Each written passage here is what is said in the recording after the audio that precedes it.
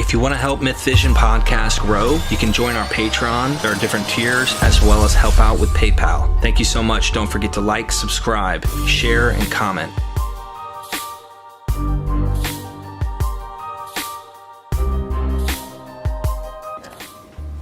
Dr. Price, last final chunky question here, if you will, by our friend Dimitri. It's kind of thick here. It's got a lot in one. Why does Dr. Price believe that certain Jewish patriarchs are meant to represent certain deities? In other words, how did we get from polytheism to Judaism we know of in antiquity, and how did Jehovah rise to prominence? Also, it seems to me that Jews of that day were more open to syncretism, so how did they reconcile the beliefs of others with their own beliefs? What does Dr. Price think about the concept of henotheism? Is the term useful in this context? It appears that some Jews turned other gods into angels or fallen angels, although I'm not sure. But if it's the case, why would they do this? In addition, what about the myths in the Torah influence directly like the Book of Enoch? Anyway. What's that very last thing? Missed the last sentence somehow. In addition, what about the myths in the Torah influence directly like the Book of Enoch? I don't know. Oh, okay. What sort of things were based on the biblical books? Let me just deal with that first. It's not clear that that some of these books are rewrites of Genesis, though some of them, like the Book of Jubilees, may be. It may be that they're writing a kind of paraphrase, almost a targum. They were Aramaic paraphrases of the Hebrew Bible for Jews who no longer knew Hebrew anymore. They would hear it read in synagogue, but this was like a living Bible kind of a thing. Well, the Book of Jubilees and some others might have been rewrites. The Genesis Apocryphon, so-called, is a kind of retelling of this and makes explicit certain things that some readers thought were implicit, like a miraculous birth of Noah, indicating that he was a kind of a demigod, one of the Nephilim or something. Because otherwise, why was he the only righteous man on earth? He must have had something extra going for him, and so forth. So some of it was, but also, as Margaret Barker and others point out, things like the Book of Enoch may have independently preserved a lot of earlier versions of things like the Eden myth of sons of God and daughters of men and so forth that have been severely edited and chopped before they went into Genesis. It looks like there's a version of the expulsion of Adam from Eden in Ezekiel chapter 14 that had more to it than the Genesis 2 and 3 version did. So it's hard to say. It may be that there were other parallel versions, more elaborated versions, or older but less edited versions that survive. You really have to do a really close reading of them to come up with what you think was the original. As to the development of theism, it appears that the early Israelites were simply Canaanites. There was no entry into Egypt and no exodus from it. There was no conquest of Canaan. They simply were Canaanites, as the Bible itself already implies in Genesis when it says that their patriarchs of the Ammonites, the Moabites, the Edomites, etc., their progenitors were all brothers or cousins and the sons of Abraham and so forth. I mean, that's already saying, yeah, we're part of one big ethnic genealogy there. Well, yeah, you can tell from the similarities of the languages, like the Canaanite language we now call Ugaritic because it was discovered in ancient Ugarit when they did excavations there, also called the Ras Shamra texts, these tablets that told us a lot about Canaanite religion and language. So you can see it's almost the same as Hebrew. It's like Hebrew, Aramaic, Arabic, Ethiopic, Armenian. They're all Semitic languages like Italian, French, Spanish, Portuguese, pretty much. Well, they make it clear that Israelite religion was virtually the same as Canaanite religion. Some of them even had the same names, like the highest god in the Canaanite pantheon was El, which is the same as El or Elohim in the Hebrew Bible. His son was Baal, and which means Lord, and he was sometimes called Yahweh, that is in our letters, Y-A-W, and so forth. And there's similar stories about how Yahweh and Baal were storm gods, and the whole thing just so similar. It's hard to deny that it's just like the difference, quote unquote, between Zeus and Jupiter, between Greece and Rome, just other names for the same deities. Well, Israelites were polytheists. They had several gods they worshipped, and several of them survived, though translators mask them as best they can. If I take the wings of Shahar and fly to the uttermost parts of the earth, even there, you will find me, etc. Wings of Shahar? Well, Shahar was the dawn goddess. That's a proper name, and her wings are the edges of the sun's light coming up over the horizon. She was the same as Eos among the Greeks, and so on and so on. There was her brother Shalman, who was the god of the sunset, and both of these are mentioned. There was Zedek, or righteousness, and Shalom, peace. These are mentioned. It says that the two of them kiss. Well, there were a god and goddess in ancient Jerusalem of the Jebusites. Well, they had these various deities, and there were others still, no doubt. And what happened eventually was they had neighboring pantheons whom they may have recognized, again, simply as the same gods with different names. But eventually you had a couple of developments. One was henotheism, which you mentioned. I think Max Muller came up with that. He called it katenotheism, which is just a longer version of the same thing. It means one God at a time-ism. And the notion was, just like in the Rig Veda, you read one hymn to Indra, the great warrior god who defeated Vritra, just like Jehovah and Leviathan and all that. And he's the greatest of gods. But then you turn the page and you read one to Agni, the fire god. He defeated Rudra. He was the greatest of gods, and so on. Well, the same religion believed in all these gods, but it's like, I call it the I bet you say that to all the gods religion. You're praising a god, so you use the most fulsome language you can, the highest praises available. You don't think the other god is getting jealous. It's just that's the rhetoric of divine worship. So one god at a time. Really, it's polytheism. It just explains how they worshipped him. But eventually you had well, by the way, polytheism could be monarchical. You could have a ruler of your gods, so that El Elyon, God Most High, implies that there are lesser gods who are his sons. The sons of El, they're called, sons of God, mentioned several times as a divine council. And in Deuteronomy 32, it says, if you read it close, that they understood these sons of God, of which there had to be about 70, to be deputy gods, assigned one each to every nation. And in fact, their number came first.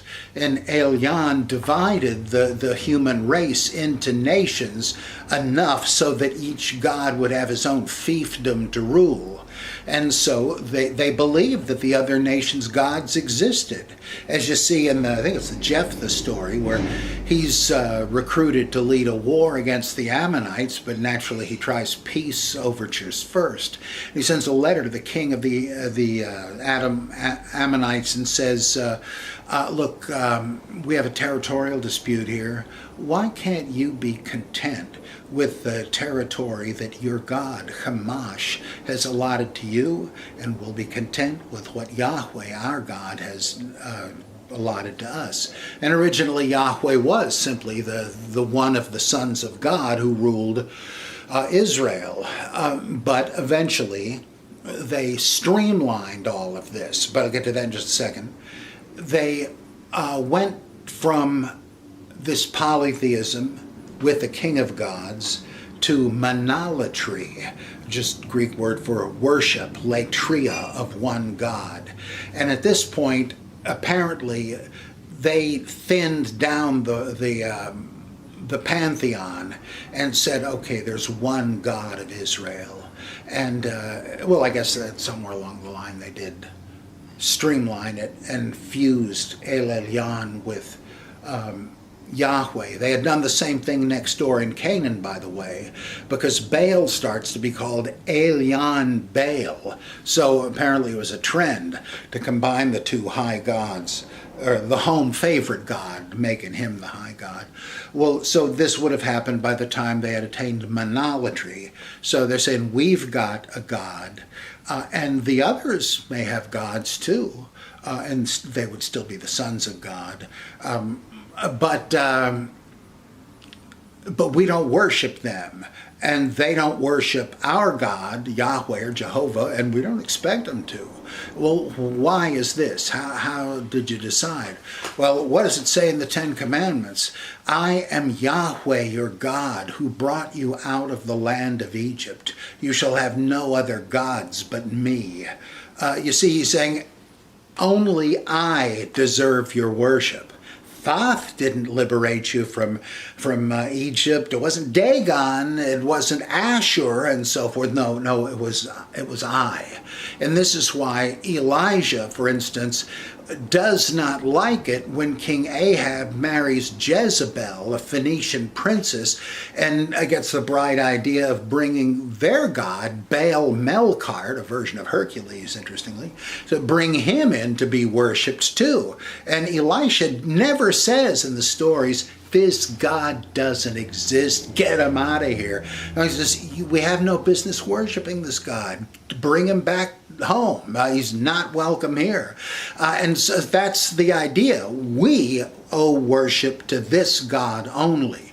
I know Christians will try to run to the place where the battle of the gods takes place and say, see, he calls, your God must be asleep, your God must this. And they'll try to say, well, see, he's trying to imply your God doesn't exist. Because he didn't It could be, but it also equally might just mean, you see, you can't find him here. He's not active. He's not even listening because he's not home.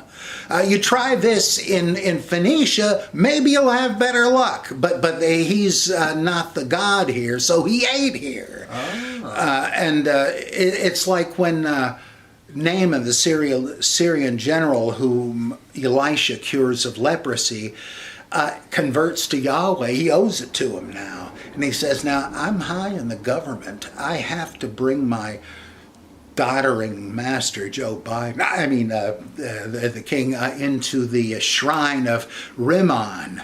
I have to do that, even though I now want to worship only Yahweh. Can I have a dispensation? I mean, you see the position I'm in. And Elisha said, oh, yeah, what the heck, no problem. He said, however, another favor you could do me, can I dig up a couple of mules' burdens of Israelite soil and set up a private chapel to Yahweh? Because, of course, he can only be worshipped on Israelite soil. That's interesting. Talk about God's little acre.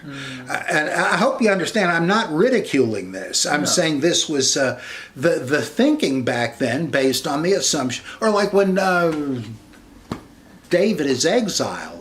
He takes up with Doeg the Edomite, who's some kind of a bandit chief, and he says to Israel, well, you forced me to worship other gods. If I'm exiled, I can't worship Yahweh anymore. I mean, all of this makes sense once you see what the system was. And so they were monolaters. We worship only God. And you're worshiping Hamas. Go do it. And then eventually you read in the writings of the second Isaiah and in Jeremiah actual statements of monotheism. You don't have that in the Ten Commandments. It says, you shall have no other gods but me. It doesn't say there aren't any others.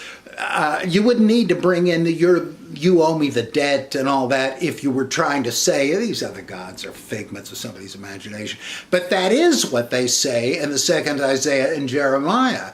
I am God, there is none beside me. There is no other God. I mean, there's no mistaking it there. But that took a while, and of course even more of a while than we thought, since the Old Testament may have been written much later than we thought.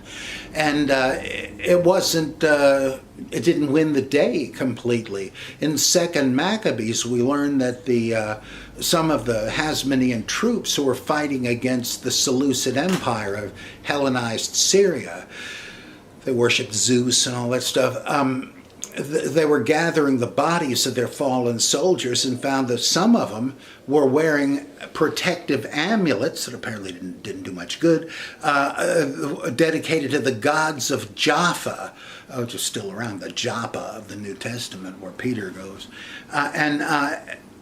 What? You're fighting against these polytheists from Syria, and you believe in other gods? Yeah, it was always that way. It never caught on completely. There's still hyper-traditionalist Catholics that repudiate Vatican II as if it never happened, and so on. That's just common. You're not automatically going to get everybody to go along with the new program. So it took a long time, and in fact, in some ways, it never went away, as Margaret Barker said. That's why you have all these ions and Gnosticism and two different images of God on top of the Ark of the Covenant, one Jehovah, one Elohim, according to Philo. It didn't just vanish. And the last thing he mentioned was certain Jewish patriarchs are meant to represent certain deities, and you kind of work backwards in the order of questions, but the last one, is there certain patriarchs that represent certain deities? I mean, at least I think so. Like, I don't know Hebrew, but I suspect that Zebulun, by the way, there's a town called Zebulun right down the road from us. Zebulun, I think, had to be named for the god Zebul, as in Baal Zebul, who is still around in New Testament times. And Asher, the tribe that Anna is supposed to be from, that has to be the god Asher, who was the chief god of the Assyrians, from whom they got the name. Gad was a god of good luck. it's hard to believe these names didn't come from something like that. Yeah. Some of them were just geographical designations, like Ephraim. That wasn't even a personal name at first because of the plural ending. It means those who live on Mount Ephraim. Mount Ephrath, I think. But the people from that tribe had to be given a name, an eponymous, a named patriarch that would be their name. So they figured, okay, they're Ephraimites. Benjamin means the sons of the right hand, I think, because or as we would say, sons of the south, because there's still a country over there called Yemen, and that's the half of the name. The sons of Yemen, Benjamin, and they're way at the south. There's Issachar, which apparently means migrant laborers, and so on. So there were a bunch of different names, and this made a lot of sense on the theory that Israel began as a tribal confederation, that these tribes really had nothing to do with each other, but once they did form an amphictyony, to use a Greek term for similar coalitions around the Mediterranean, that they came up with the idea of saying, we're blood brothers now. So they picked some sort of a mythic hero and said, we're all descendants of him, Abraham, who must have been a moon god originally. Abraham, two variants, both mean the great father. father of whom? Remember when God says, look at the night sky and see all the stars. Your descendants are going to be like that. Well, in the original myth, those were his descendants. He was the father of all the stars. And Isaac was the son. And the two of them, this attempt to sacrifice him was the sun and the moon competing and all that. Interesting. Jacob might be considered to have been a god because he is, when he fights Esau, he's fighting a god, right? Seeing your face is like seeing the face of God. The guy fights at the river Jabbok as a god. And so forth. Those are a little less clear, but it seems to me that, yeah, that's what some of them were named for, because the tribe had been named for the god they worshipped. I don't know if this is a connection, but when Joseph had the dream, or dreams, plural, he says that the sun, moon, and stars would bow down to him. There's kind of an implication even in the parable there, in his dream, that his father was the sun figure. Now, of course, it's a dream or parable. I don't know how far you could take it, but Jacob could potentially represent the sun, and his wife. Yeah. Oh, yeah. Well, Esau was the son because of the hair. Yeah, I'm taking it down to who Joseph. knows? Like, I wonder if it's a character thing that passes on. Yeah, I mean, it's hard to make nothing of the sun, moon, and stars and all